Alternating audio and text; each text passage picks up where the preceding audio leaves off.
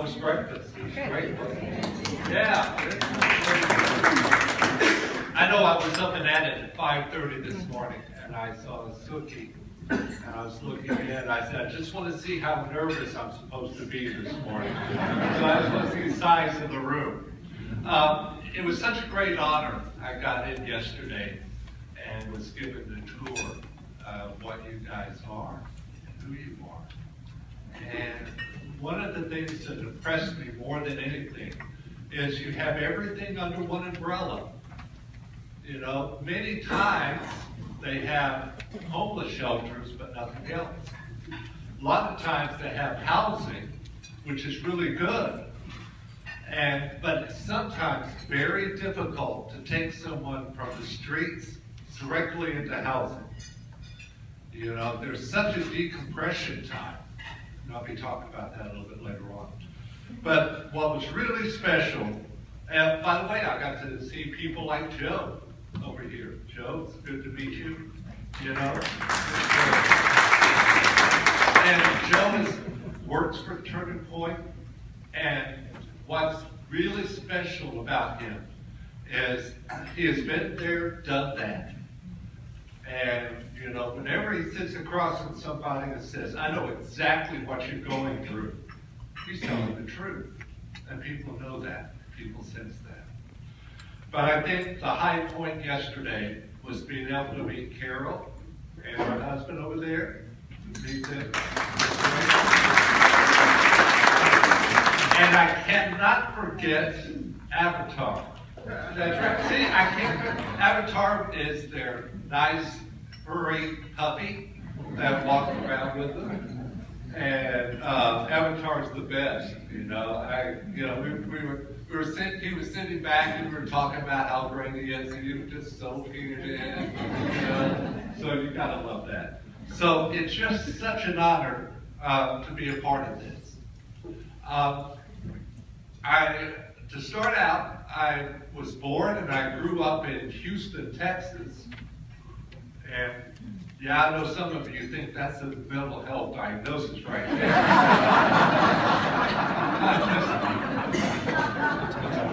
You know, I'm working on it, you know. Please help me on that.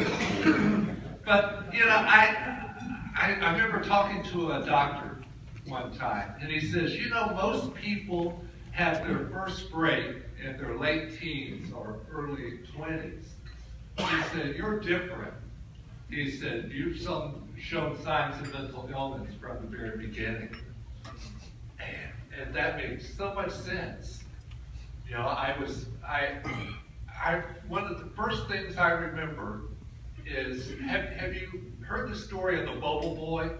The guy with no immune system, so he has to stay inside of a clear bubble. That was me. I felt like I was around people, among people, but I always felt so apart. I always felt like I was never a part of the group, never a part of whatever was going on. I felt so separated from everything and everyone. I remember one time, just as plain as if it happened yesterday, I remember going to my 7th grade school, first day, walking up, I just see exactly where I was, and walking in, everybody's laughing and talking and having a good time, and I felt, you know, okay, it's like everybody got there 2 weeks earlier, and they had a book that they all studied, you know, about how to do this and that, and somebody didn't send me the book, you know, I'm not a part of this, you know. And I always felt that way when I was growing up. And I tried, no matter what I did, to be a part of this. Well, as time moved on, I spent probably about half my adult life homeless. You know, I would go into a manic phase and go destroy the world, so to conquer the world. And I would fall flat on my face and lost my job. And when you don't have a job, you can't have a place. I was constantly trying to figure out what was wrong. What is going wrong here? Well, back in about 94, 95, one of my sisters called me, and she said, Les, you know, I've been watching what you've been going through and what you're doing. And she said, you know, they have treatments for people that have the difficulties and challenges you have.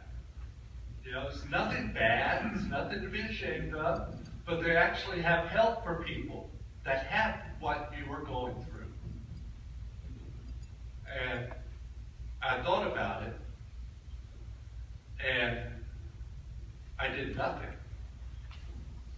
How difficult it is to start admitting that there's something wrong, that you have a mental illness. That is one of the most difficult things to do. Case in point, look at the media nowadays. When they feature somebody with a mental illness, what do they show? When they feature someone who has done some wild thing and they have a mental illness, how do they feature them? Well, that's how I felt. That was the last thing in the world I ever wanted to admit, was that was going on within me. Well, soon after that, I lost touch with my family altogether. And finally, in September of 2000, I was here in California going after a dream once again. And I was down and out again. And this cycle, over and over and over again, was getting so tiring. And I was pretty much at the end of my road. And I thought about what my sister said. I remember what Kathy said. And I said, you know, what have I got to lose? So I went in, told somebody that I need help. I put on the program, and things started to change. Now, don't change overnight, but it's definitely started an upward trend. After about a year and a half, I got permanent housing. And even though I worked through a shelter and transitional housing and got my housing, it was still a huge, huge step. I have a saying that I say all the time, and that is, just because you give someone a key does not mean that you have ended homelessness. There's a lot going on with someone. I've heard over and over again, they said, look, they've got housing, isn't it wonderful? The clouds part, the angels sing, hallelujah, everything is fine, isn't it? No. No. There are life skills you learn on the street that do not transfer to housing. You understand exactly what I mean, don't you? Yeah. And it just doesn't work. Personally, myself, even after going through all of that preparation up to that point, I had a nice apartment, I had a couch, I had a bed, I had all these things. It took me a solid year before I stopped sleeping on the floor. And those who've been through that, you know exactly what I mean, don't you? You have your own version of that. I did. I could not sleep in my bed for the first year. But that's all a part of it. And as time went on, I began to be able to share that. I knew I wasn't alone. Well, as time goes on, I connect up with Step Up on Center.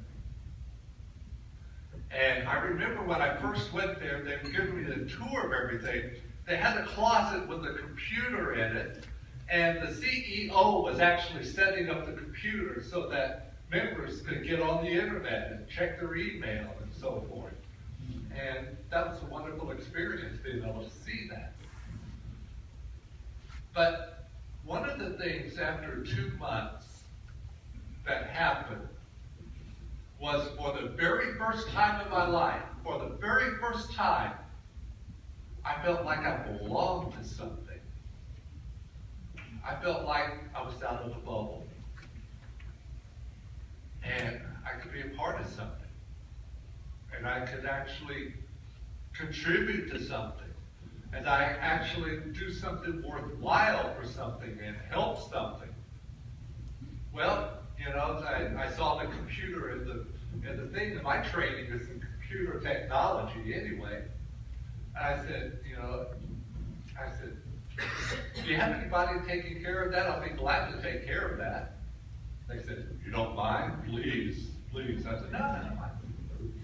And that grew to 2 computers. And I started a computer basic course and teaching basic computer skills. And I'll let you know, I'll give you a little, really short, quick lesson in computers. The first lesson, the very first thing I teach, if you know nothing else about computers, I want you to remember this one very important point. Computers are stupid. You know, they're a glorified machine that does all these things. It's the Wizard of Oz, you know. Let me help you pull the curtain back and see it's just a guy sitting there. That's all a computer is. It's a glorified sewing machine. You press a button and it does what you want it to do. And I like to have fun with it because these guys come in and they get all nervous about all these computers this, no. Just a stupid little machine. And I love doing that. Well, about 3 years into it, the CEO of Step Up on Second called me into his office. And he said, Les, we want you to be a member of our board of directors.